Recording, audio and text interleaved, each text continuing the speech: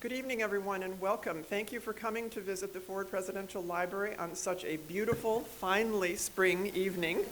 We are really, really pleased to have you with us. My name is Elaine Didier, and it's my privilege to be the director of the library here in Ann Arbor and also the museum in Grand Rapids. And we're glad to have you with us. This is the final program in our spring series, so it's especially good that you're here. Tonight's program is brought to you by our parent organization, the National Archives and Records Administration, and a very important support from the Ford Presidential Foundation. We're very grateful to every one of you who is a member of the Friends of Ford and a contributor to the foundation, for it's your support that makes these programs possible. For those of you not as familiar with the Ford Foundation, it plays a very important role in promoting the ideals, values, and commitment to public service that President Ford personifies. It is through the generosity of the foundation that we are able to have feature exhibits at the museum, and in fact did a total renovation a few years ago and building of a new learning center, as well as make possible these programs.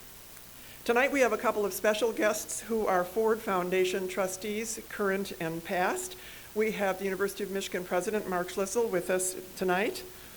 Mark.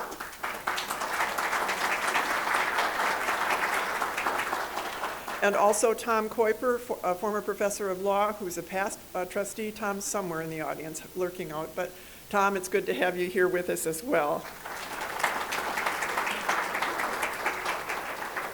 Tonight's program is being video recorded by Michigan Media and also broadcast live on Facebook. So if you've never been live on Facebook tonight before, this is your chance. When we get to the Q&A portion of the program after the presentation, please go to the microphone at the back of the center aisle to ask your questions. That way everyone watching the video later can hear it, as well as those watching us tonight on Facebook. And for those who are in overflow seating in the lobby, please feel free to come into the auditorium to ask your questions. And now, if you haven't already done so, would you please be sure to turn off your cell phones or other electronic devices for the program. And now, finally, before we introduce our speaker, I want to recognize someone very special who's back in the AV booth, who will be leaving the library at the end of this month. Kate Murray, our event coordinator, has been with us since 2008. She organizes not only every aspect of our public programs like tonight's event, but literally dozens of rental events each year for multiple colleges across the University of Michigan who use us for VIP lectures, special events, donor recognition events, as well as academic poster sessions, graduation receptions, and even Naval and Air Force ROTC commissioning ceremonies. Kate has done a wonderful job, and I hope you'll join me in thanking her, and especially afterward in the lobby, please give her your personal thanks. But Kate, thanks for all you've done.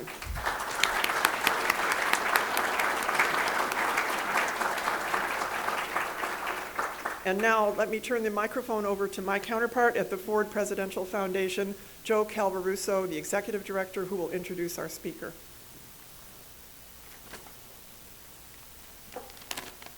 Thank you, Elaine. We are incredibly honored to host tonight Ambassador Carla Hills here. What does Stanford, Oxford, and Yale Hall have in common? Carla Hills. And what a great academic background that those fine institutions, and what a wonderful career that Carla has built upon that.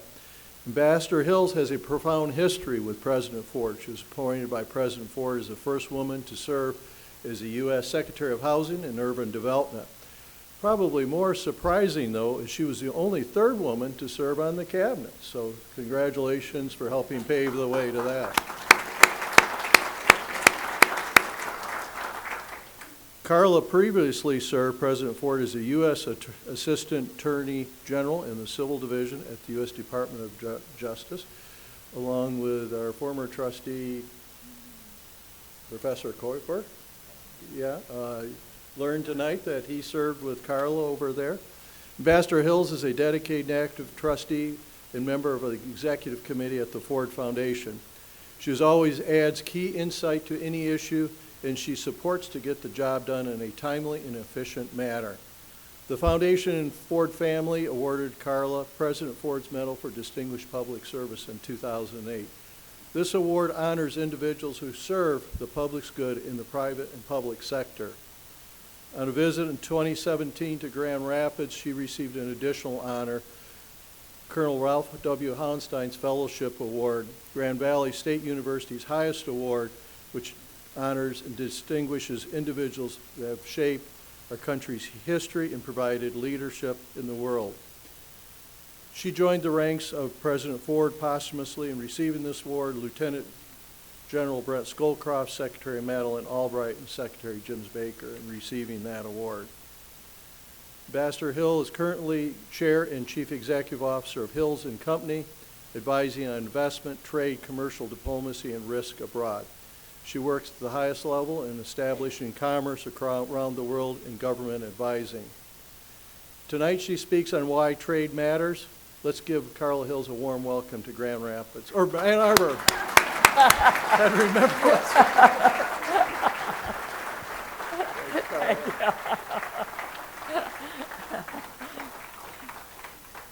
Thank you, Joe, for that wonderful, warm introduction, and Elaine, for all you do. Good evening, one and all. It's a great pleasure to join you here at the library. I've been invited to share my views on today's trade issues. It's titled Why Trade Matters. And I don't have to tell this audience that these are turbulent times, economically, politically, and technologically, that are affecting us domestically, bilaterally, and globally. Brexit, the growth of nationalism across the European borders, the slowness in market reforms in China, and the presidential election here in 2016, which featured candidates of both parties running harshly against trade, give evidence of a whiplash against globalization. Shortly after taking office, President Trump withdrew the United States from the Trans-Pacific Partnership, and he threatened to pull out of the North American Free Trade Agreement unless he could fix it. And he's also threatened from time to time to pull out of the World Trade Organization. So currently, I would say that our trade policy is more unilateral than global, and that is a sharp reversal from our nation's long-standing views. As President Ford said in a speech in 1974, we live in an interdependent world and therefore must work together to resolve common economic problems. And for the 7 decades that followed World War II, that was our strategy. Our government, whether led by Democratic or Republican administration, has worked to open global markets, persuaded that high tariffs and discriminatory trade arrangements, actually adopted in the 1930s by governments, including our own, intensified the Great Depression and ignited intense international friction. We were a major force in using our diplomacy to help construct the global trade regime that has dramatically advanced the well-being of our nation and the world. And beginning in 1947, in an effort to rebuild the shattered economies post-war, the United States, along with 22 like-minded nations, signed the General Agreement on Tariffs and Trade, the GATT, along with a protocol committed to cutting tariffs. Over the next 5 decades, the GATT continued to attract additional members and to expand the commitments to reduce tariffs. In 1995, then, the 123 GATT members joined in creating the World Trade Organization, the WTO, agreeing to expand GATT rules to cover intellectual property, protect investors, and to provide a dispute settlement mechanism to make more effective the means of resolving our trade disputes. The economic benefits flowing from building and strengthening the multilateral trade regime have been spectacular.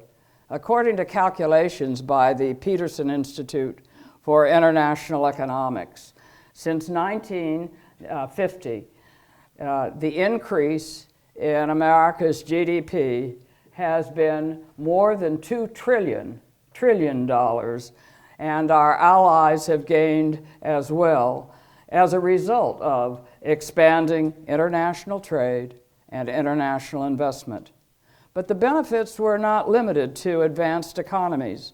Developing nations have also benefited. According to studies by Dr. William Klein at the Global Development Institute, on average, when a developing country increases its percentage of trade to its GDP, it decreases its percentage of poverty, making trade one of the most effective development tools that we have. And reducing global poverty by enlarging economic opportunities for poor countries is not only a humanitarian effort, but as we experienced with respect to the Marshall Plan, it creates tomorrow's customers, our customers for the future.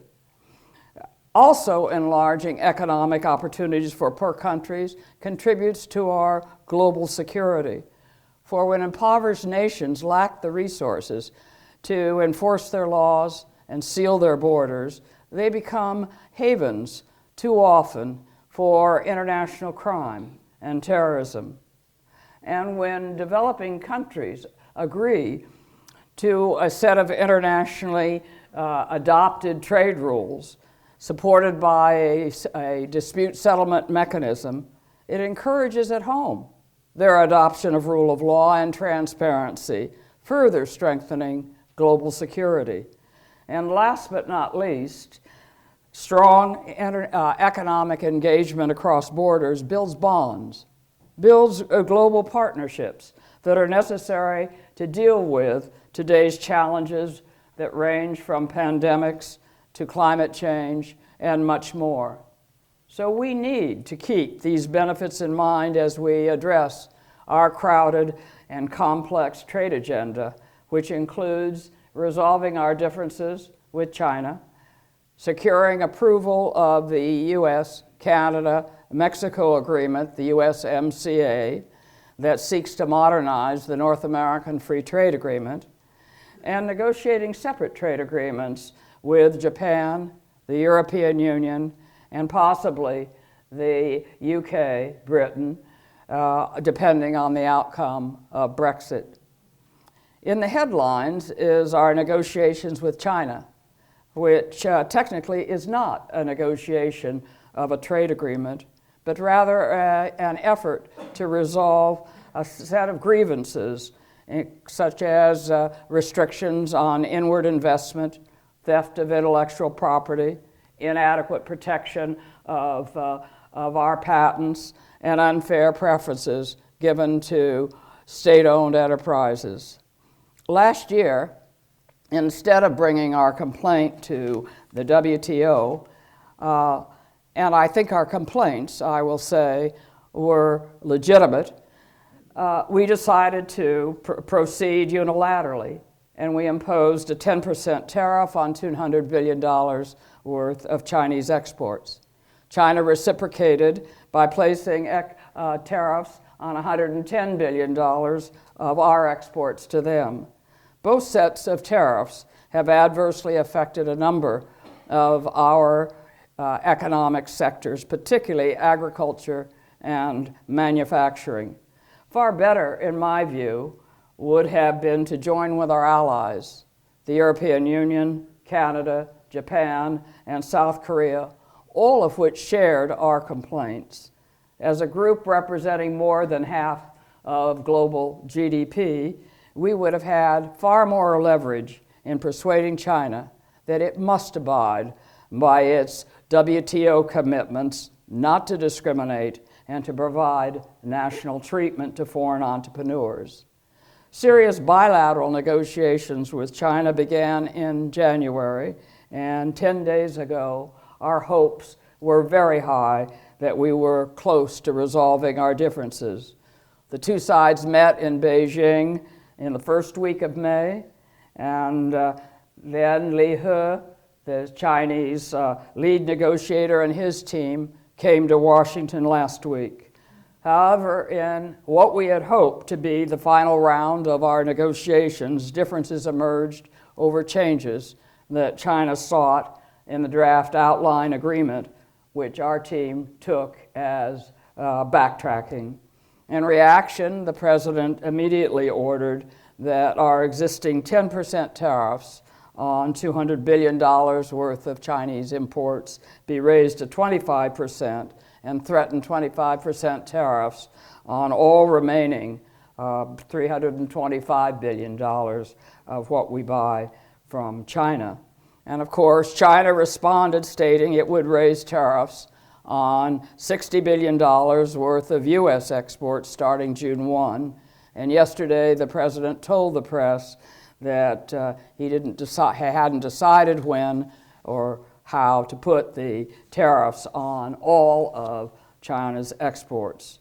According to media reports, the changes that China sought in the draft agreement that caused this disruption were the requirements that they state in the agreement a willingness to implement the changes by law.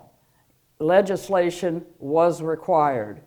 And apparently, the United States is standing by the position that they want these commitments to be enacted in law passed by the People's Congress. However, as the U.S.-China Business Council, which represents about 200 U.S. businesses, has pointed out, the regulatory changes that we're seeking, if they were passed by the Chinese State Council, would be legally binding and could be a solution to the current impasse. So hopefully there will be a path through the thicket, and we will be able to reach an accord soon. For history teaches that trade wars are dangerous domestically, bilaterally, and globally, but we shall see. With respect to the USMCA, on November 30th, the United States, Mexico, and Canada, their presidents and leaders met and signed the agreement to modernize and upgrade the North American Free Trade Agreement. Knowing what the NAFTA actually accomplished, I think is critical to making a sound decision about its future. By linking our three economies, it created a $19 trillion market with 490 million consumers. It eliminated tariffs on all industrial products and opened up the agricultural market significantly. It opened up a broad range of services and removed substantial barriers to investment. And it was the first trade agreement to protect intellectual property. It was also the first trade agreement to create an effective mechanism for resolving trade differences. And America has benefited enormously over the past 25 years from the agreement. Today, 14 million jobs depend upon our trade with our neighbors, Canada and Mexico. Our intra-regional trade is up fivefold since the agreement took effect. And 1/3 of our total global trade is with our two NAFTA partners. Canada is our largest export destination, and Mexico is our second largest. Roughly half of our trade with our two neighbors involves intermediate products. We make things together. We don't just sell things to each other. And as a result, we have the most competitive supply chain that exists in the world. The Peterson Institute for International Economics calculates that the U.S. economy is richer each year by $127 billion as a result of our membership in the North American Free Trade Agreement. And the increased vibrancy of our economic relationships that has taken place has enhanced our security collaboration. Today, the three governments share intelligence. We work together on all kinds of issues that have enabled us to reduce the reach of organized crime. It is overwhelmingly in our shared interest to build on these economic and strategic bonds. Having said that, no one denies that the agreement needs an update. Much has changed economically and technologically since the NAFTA took effect in 1994. All three nations will benefit from the USMCA's modernization of the NAFTA through provisions to strengthen the rules governing labor and the environment, e-commerce, digital trade, and broader intellectual property protection, covering digital issues and much, much more. I'm not a fan of tightening the rules of origin, which increase the amount of North America product required to take advantage of the agreement to 75% and requires 40 to 45% of that to be from those who are paid at least $16 per hour, because I worry that these requirements will add a complexity that will make it difficult for our small and medium-sized businesses that account for 90% of our exports in terms of numbers, not in terms of volume. But all in all, I think the benefits outweigh the challenges. What remains is legislative approval by all three governments, and that will not be easy. There is considerable political uncertainty. Canada faces elections in October, and here in the United States, campaigns are already underway for the 2020 elections. Several members of our Congress want changes in the agreement covering enforcement, labor, environment, pharmaceutical issues, and the administration, Canada, and Mexico have said out loud, there will be no changes. However, House Speaker Pelosi has made it clear she will not permit the implementing legislation to move forward unless these concerns are addressed. In her words, we need strong enforcement language that has to be a part of the agreement. It cannot be a sidebar or a side letter, later legislation, or anything like that. Senator Grassley, chair of the Senate Finance Committee and senator from Iowa, is responsible for shepherding the agreement through the Senate. Canada and Mexico are Iowa's top two export markets, and Iowa is our second largest agricultural exporting state. It supports, its exports of goods supports 94,000 jobs. The senator has been clear that the tariffs based upon national security that we've imposed upon our neighbors, steel and aluminum, have instigated retaliatory tariffs that have hit his state hard, and he insists that they be lifted before Congress considers implementing the legislation. And he has been joined by both Democrats and Republicans insisting on the removal of those tariffs. It is uncertain whether the administration will take his advice. Until it does, Mexico and Canada have stated they will not put the agreement through their legislation to gain its approval. Working through these challenges is likely to delay a vote until late in 2019 and possibly into 2020, when our election cycle shifts into high gear, creating considerable uncertainty regarding the future terms of trade governing our two largest export markets. Last week, Mexico's officials were in Washington, and there were rumors that the steel and aluminum tariffs on our two neighbors would be replaced by what was called flexible steel rate quotas. The administration has not yet filed with our Congress the final text of the agreement, the draft implementing bill, and the state of administrative action, all of which are required before Congress takes action. After these filings take place, the House of Representatives must introduce its implementing legislation to start the process, but there's no deadline for when it should do that.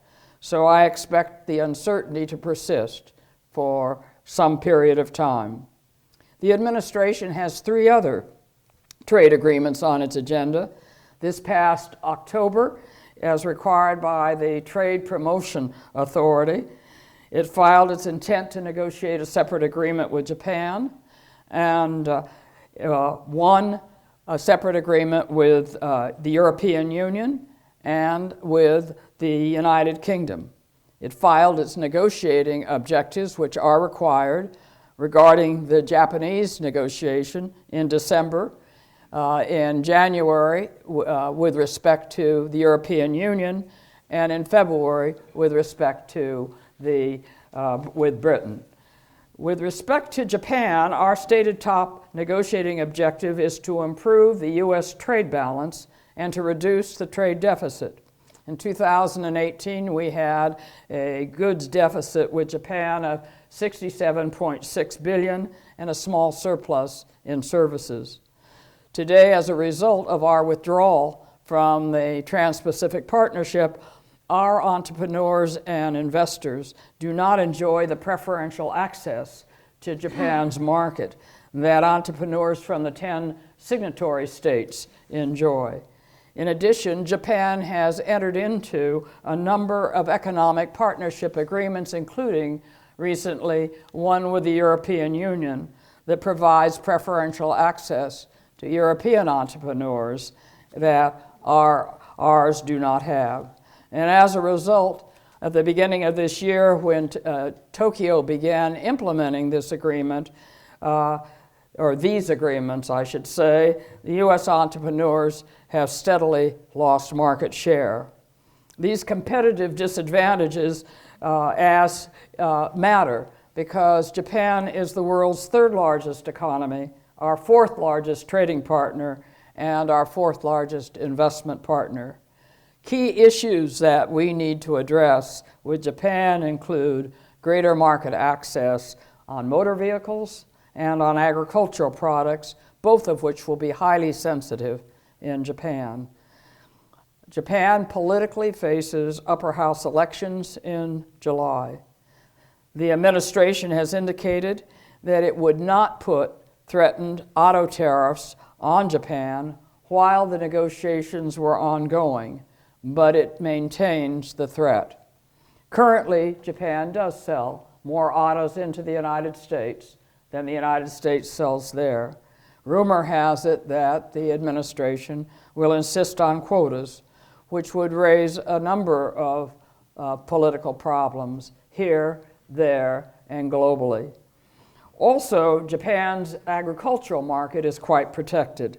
The question is whether we can achieve the same or better market access than Japan has granted in its recent trade agreements. And more importantly, what would we offer in exchange? Although the members of Congress and the private sector who supported the Trans-Pacific Partnership want a comprehensive agreement with Japan, the administration has suggested that the negotiations would proceed in 2 stages.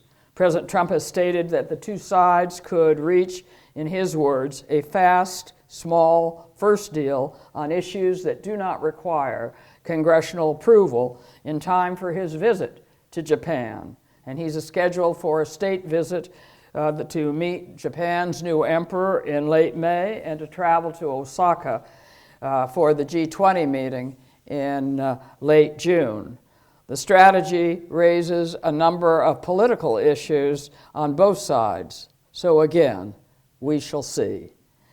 And with respect to the European Union, this past July, President Trump and President Juncker agreed to negotiate a U.S.-EU agreement. In January, the administration filed our objectives, which aim for a broad agreement. First on our list was to improve the U.S. trade balance and to reduce our trade deficit. Our key component listed included a desire to achieve comprehensive market access with respect to agriculture. However, the EU's negotiating mandate that they are required to have is limited and only covers tariff reductions on industrial goods and efforts to increase regulatory compatibility. As the U.S. Trade Commissioner stated last month, in her words, agriculture will certainly not be a part of these negotiations. This is a red line for Europe. So the path for achieving an agreement may be blocked and will certainly not be easy. France voted against the negotiation with us to have a trade agreement, and it said it didn't want to have a trade agreement with any nation that was not part of the Paris Climate Accord. Belgium abstained. The tariffs that we have imposed upon Europe's steel and aluminum exports, allegedly to protect our national security, and similar tariffs that we have threatened to impose upon their autos if the negotiations do not go forward as we intend, have generated enormous hostility and currently face a challenge in the World Trade Organization by Europe and 9 other governments. Again, we shall see. With respect to the United Kingdom, negotiations there will have to wait until there's a decision on Brexit, and that is not expected soon and remains exceedingly uncertain. So in short, the path ahead for trade is quite clouded. In my view, trade tariffs are not the answer. History proves that opening, not restricting, global markets is a proven way to create jobs and generate productivity and prosperity. We cannot afford to turn inward. With roughly 5% of the world's population creating 20% of its output, we need to reach markets beyond our borders. According to a study conducted recently by the Chamber of Commerce, some 41 million American jobs depend on trade. However, we know that the benefits of trade are not spread evenly. Individuals and communities have seen jobs disappear. Most economic studies conclude that advances in technology, not trade, are the major cause of job churn. Today, owing to technological advances, U.S. factories are producing twice what they did in 1985 with half the workers. And although our current unemployment is very low, a number of persons have dropped out of the workforce. It is estimated that today we have some 7 million higher-paying jobs that remain unfilled, and many of these jobs only require 20 to 25 weeks of training. Rather than destroying our nation's economic future by turning inward, we need to put in place effective social programs structured for the economy of the 21st century. For example, we could post all the jobs on the internet of the vacancies, their location, the salaries, and the time required for the training. The government could provide a stipend to provide for relocation costs and for support during the training period. And companies needing the workers could cover the cost of the training. Such a program would pay for itself over time, rather like the Marshall Plan, for as workers are trained, they will be paid more as from their jobs, and they will pay more taxes. And if we are to continue to capture the economic and security benefits that flow from international trade, we need to do a much better job in explaining to the public and their elected representatives the enormous benefit that our nation derives from our multilateral trade system and to deal with the issues that create anxiety. Universities, think tanks, business groups, employers, all of you have a role to play and can help. And we have no time to waste. Thank you.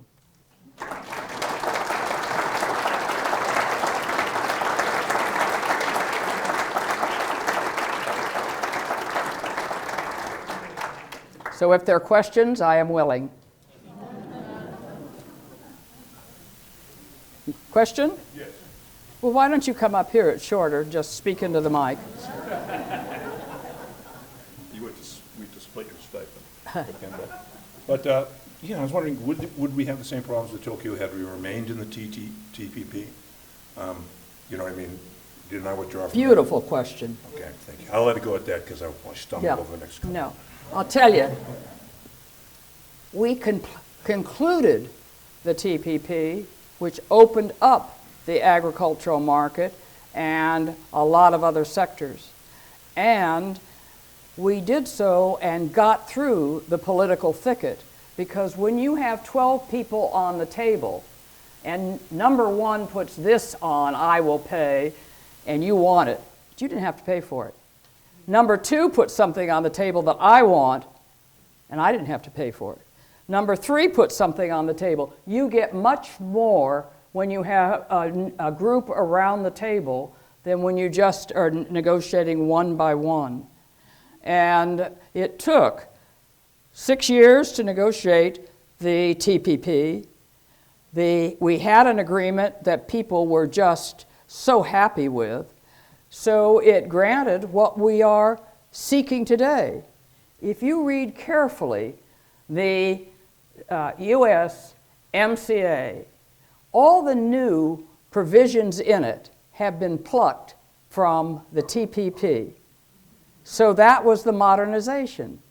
And with respect to what we want from China bilaterally, we're going to say, will you give us what you gave all the others and what you promised to give us when we shook hands and agreed to the agreement? And that will be tough for Japan, because they'll say, what are you going to give us? But it can be done. We'll find something.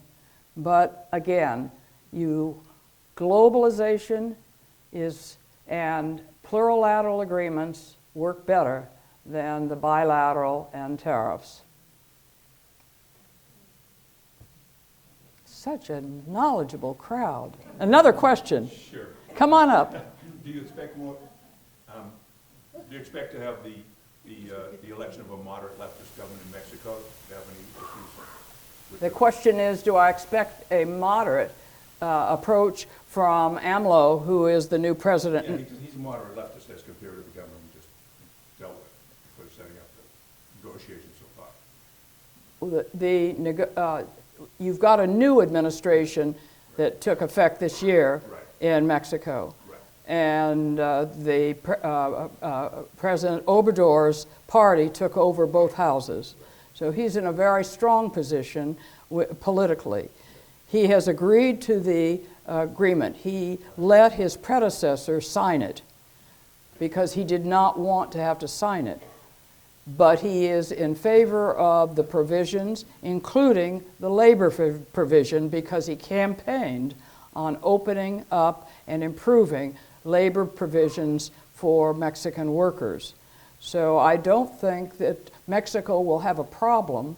They will resist voting on it while we have on them the steel and aluminum tariffs under the rubric of national security. And they have said they won't put it up for a vote in their legislature until we remove those. And we have refused thus far to do that removal. Yes, question in the back. Yes, thank you so much. So you spoke briefly on the national security and economic advantages of ensuring the stability and prosperity of developing countries. So what actions can the United States take to ensure this beyond the promotion of free trade?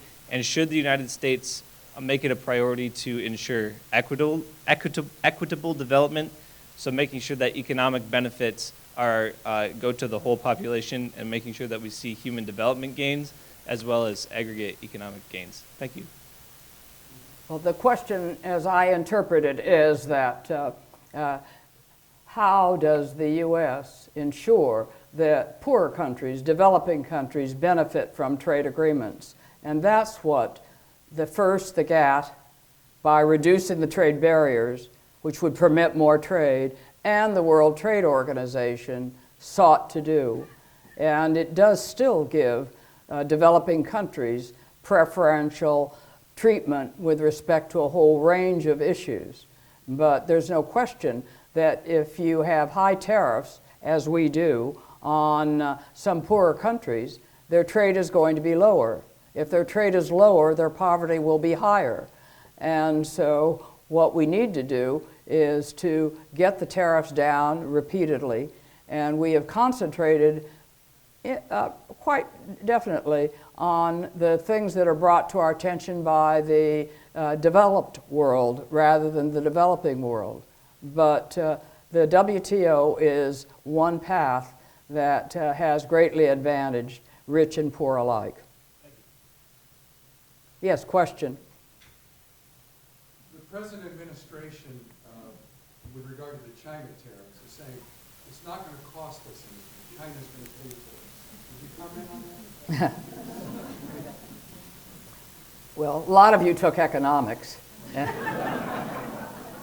and so you know. The tariffs are a tax on what we buy, and so it's really the American consumers, some of which are businesses, are going to have to pay. I think that all the strategic studies that have done an analysis show that the cost will be painful. A recent study showed that on average, the folks that go into places like Walmarts and Pennies and like will pay about $700 a year more. What I worry most about is that it will affect our competitiveness. You know, because today we have the supply chains that are cross borders. If I want a widget from here and a copper plating from there to make my product the most competitive in the world, and now you put a cost on it, then suddenly my product is not the most competitive. And there's no question that the auto companies are going to feel this very, very much. You can't just bring them home and say that we can be competitive. We live in a global economy. We need the customers beyond our borders. Sometimes that requires us to invest beyond our borders. But another misinformation is if you invest overseas, you are taking the jobs from the United States. Whereas there is a study out from the Peterson Institute that shows that multinational corporations that invest overseas increase their employment at home by, on average, 10%. Now, those are in different sectors. That's going to be in marketing, R&D, and management to take care of what they're doing over there. That's why these guys need the training. But it still increases the jobs. And we don't want to be a nation that is constantly looking back and trying to be the best of the 20th century economy. We want to be the best of the 21st century economy. That is what our aim ought to be, in my opinion. You have a question. Yes, ma'am. Thank you. President Trump seems to think that the trade balance with China is fundamentally out of something wrong with it. In your opinion, is that correct, or do you think he's just going through this for political reasons? The president looks at the trade balance. Unlike his predecessors, he tends to be bilateral. I only want to deal with you. I don't want to deal with all of you. And that if you have a trade surplus and I have a trade deficit as a result of our economic arrangements, something is wrong. Now, as I say to the people I talk to, look, I have a deficit with my grocer, but I have a surplus with my firm. And that's the way trade works.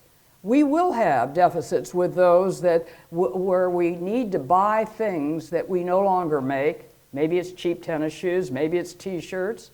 or maybe it's a widget.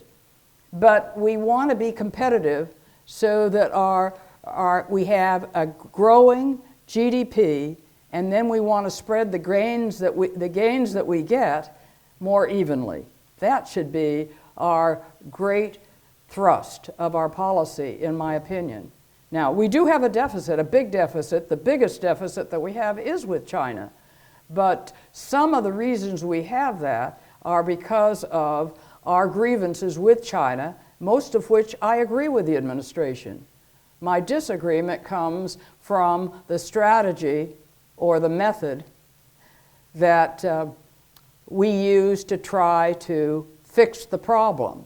It's kind of like a doctor coming in and you agree, the patient is ill, and then he wants to give a little poison. No, no, no, that's not it. Thank you. Yes? When are you going to get back into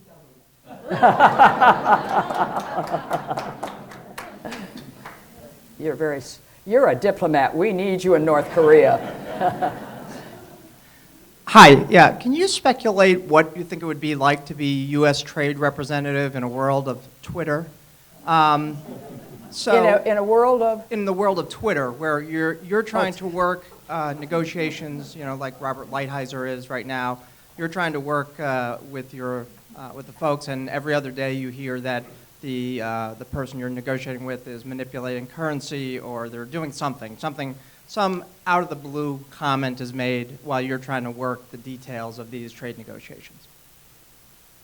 I think you'll all agree that to try to govern by Twitter, which are not always consistent, is a challenge. I had the good fortune to work for a president who was thoughtful and always had a strategy for where we wanted to go and was interested in how we would get there, had a plan, and wanted to be regularly briefed on it. And so I don't think I can tell you that an approach by Twitter that is just what I feel like this afternoon. I strongly believe that in negotiations you have to know the team across from you, the government across from you, their politics, their economics, their history, their culture, their religion, all about them, so you know when you're not accommodating something you could accommodate instead of just stepping on their toes. And that's what you put into your strategy. If I know that you're going to have a real problem with some kind of a political issue this year or this month, why don't I just move it to next month? How do we accommodate what your anxiety is? So that's something that we're going to have to get better at. And how do you think that Robert Lighthizer is doing, given that he is working in an environment with someone that is not strategically thinking, that is kind of off the cuff saying things here? And it's, it seems, I'm just trying to, someone who's been in those shoes, what do you think how he's doing in his job, given that it's a different environment than in 1994? Well, Bob Lighthizer is very bright. He has served at USTR before in a deputy's role, and he is probably more protectionist than many of us, but he also serves the president. As he has said publicly, I only have a boss of one.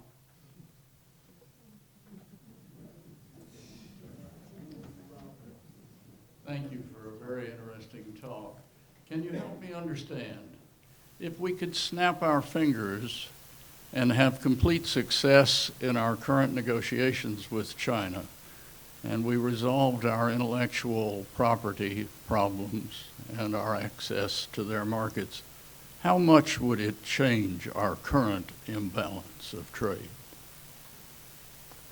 Well, China is the second largest economy, and I thought that there was a magic moment, because they know that they must move from a export rather a industrialized, government-driven economy to more of a supply-side economy.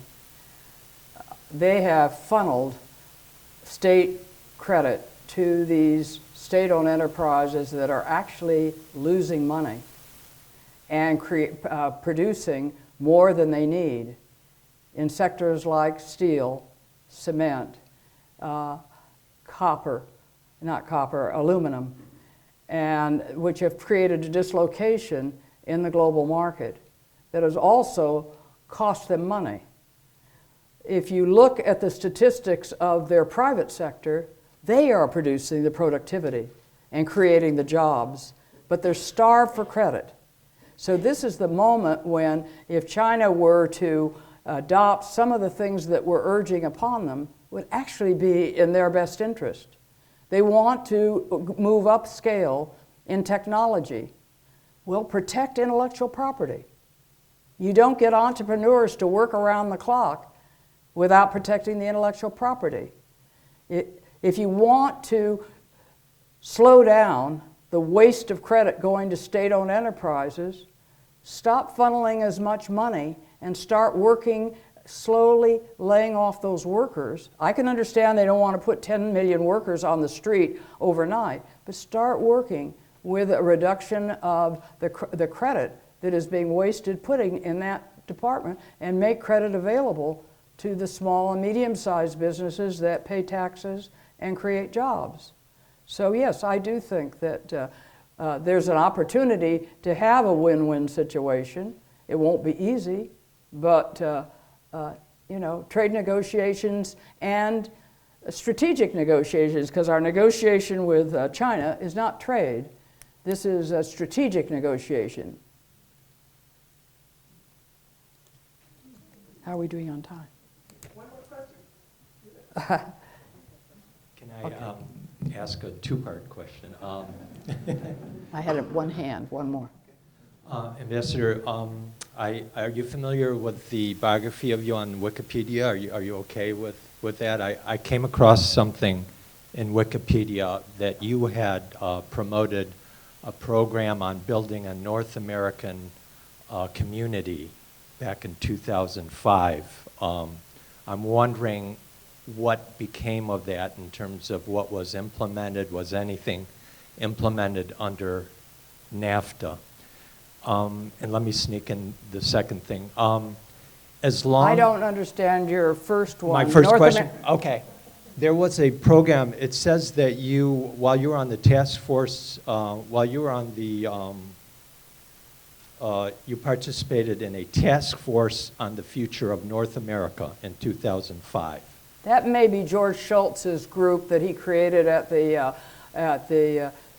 Heritage Foundation at Stanford, and he asked me to be on that. It still exists, and it has members from Mexico, Canada, and the United States trying to make us work more harmoniously together. It's called the North American Forum. It's now led by a general who is connected with Stanford. Okay. The second question, as long as labor is so much cheaper in third world countries, in China and Mexico and so forth, can that ever address the issue of the trade imbalance as long as corporations seek to build their products overseas because of cheap labor? Unless that changed, what could impact on trying to address the trade imbalance with the problem of low wages in other countries, motivating companies to go there and then ship back their products here? I think you're asking about comparative advantage. There's some countries that produce cheap tennis shoes, and they pay low wages. And then we ship them things that they need, like agricultural equipment, which enables them to grow their products. So as they move up the scale, of course, they will raise their wages. But a second part of this is we are beginning more and more to put labor standards into trade agreements. And we also have the International Labor Organization, which is rather similar to the GATT originally. It has rules and so forth. The United States has not approved all 8 of the core principles, but most countries have, and were we to do that, it would be a constructive effort. The UN has efforts to help raise wages, but I don't think we don't give up trade because there are poorer countries. We try to make poorer countries better off. Thank you. And we have one more question here, and it's the last one, if you're getting tired. Okay, so my question has to do with all of these trade agreements that you've been talking about, which are now being renegotiated bilaterally. Agreements that we, in this last administration, has pulled us out of things that the former administrations have done. What's going to happen if these are still going on and we have an election next year and we have a new administration? I'm not sure I got that. So what I'm saying is, you've indicated that these trade agreements that are trying to be renegotiated by this current administration, Yes. are difficult. I mean, you've alluded to that many times, that these are really sticky negotiations because they're being done one-on-one. So my question is, what happens if in the next election cycle that administration is voted out? I mean, can somebody come back in and say, you know what, we're going back into TPP, we're going back into the Paris Climate Agreement, we're going back into all these things? I mean, how does that work? The answer to your question is yes. If there